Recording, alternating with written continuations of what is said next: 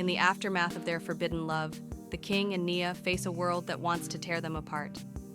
Their love has already cost them everything, but as they struggle to find a way to be together, betrayal and heartbreak loom on the horizon. Will they survive the sacrifices they must make? Or will their love crumble under the weight of their choices? After their heart-wrenching conversation, Nia knew that leaving the palace was the only option. The king's fear was too great, and she could see that their love was slowly suffocating under the pressure. The kingdom would never accept a village girl as the mother of the king's child, and Nia knew she couldn't put him in that position. But leaving was harder than she thought. The night she left, she felt as though she were tearing her heart out. She left a letter for the king, telling him she would never forget him, but that their love could never be. Her journey to the wilderness was full of pain and regret. Every step she took away from the palace felt like a betrayal of the love they had shared. As the days passed, Nia's heart grew heavy with loneliness. She had given up everything, the life she had known, her connection to the king, and the future they had dreamed of. But there was no other way. She could never be the reason the king lost his kingdom. Weeks went by, and Nia found herself far from the palace, deep in the forests where she hoped to remain hidden. But she couldn't stop thinking about the king, about the life they could have had. The whispers of their love still echoed in her ears. She could almost feel his presence beside her, but when she closed her eyes, all that remained was the pain of their separation. Meanwhile, the king was torn apart. The moment Nia left, a part of him died. His heart was broken, and no matter how much he tried to focus on his duties as king, he couldn't escape the ache. He knew he had to find her, to tell her that he loved her, but the pressures of his throne were too much. The king made a decision. He would leave the palace. No matter the consequences, he would go to Nia and bring her back, even if it meant losing everything. But as he prepared to leave, a sudden knock at his door changed everything. His wife stood in the doorway, holding a letter in her hand. It was addressed to him. As he opened the letter, his heart sank. The message inside was clear. Someone had betrayed him, and Nia was in even more danger than he had imagined. Would he still be able to save their love? Or was it too late? The cold night air carried whispers of betrayal as the king stormed through the palace halls, his heart pounding with a mixture of fury and fear. Nia was gone. The last words from the messenger haunted him. "She is in danger, Your Majesty." They know about her. He knew what that meant. His enemies had discovered his secret. As he reached his chambers, he found his wife, Queen Asmara, seated calmly by the fire, her eyes reflecting the golden glow. She did not look surprised to see him. "Where is she?" the king demanded, his voice strained with desperation. Asmara took a sip of her wine before answering. "I warned you, my king. Your affair would bring ruin to this palace. The council has acted where you would not." The king felt the blood drain from his face. "The council? What have they done?"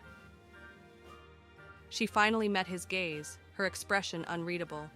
"They took her at dawn. A woman of her standing does not belong in the arms of a king. You may be willing to stain your honor, but I will not allow you to stain the kingdom." His fists clenched. "You betrayed me." "No, my king. You betrayed us when you chose her." He turned away, rage burning in his veins. He had no time to argue. Nia was in the hands of his enemies, and he would not let her suffer for his choices. He stormed out, summoning his most loyal guards.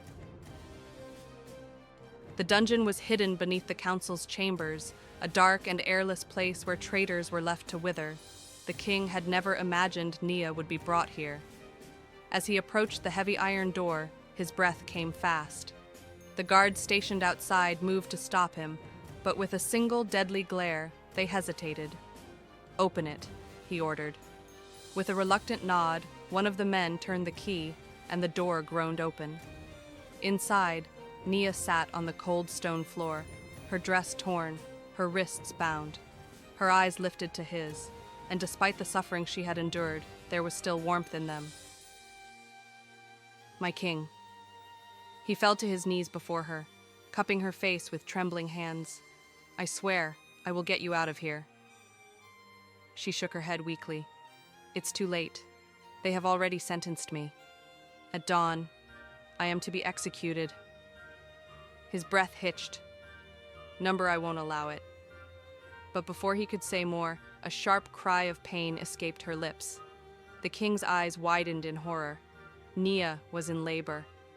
Her body trembled violently as another wave of agony crashed over her. The king wrapped his arms around her, his heart hammering in his chest.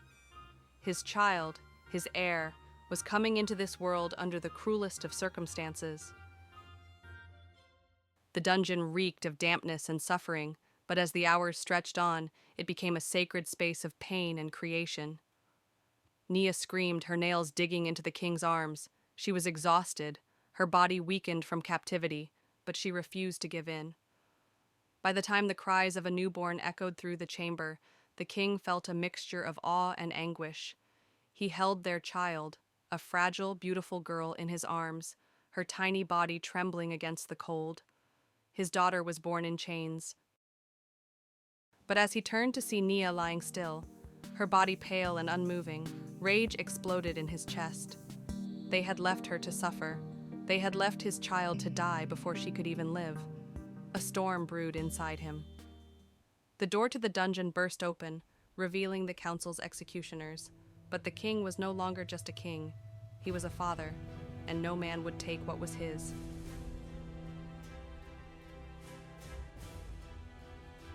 Blood stained the dungeon floors as the king fought with a fury he had never known before.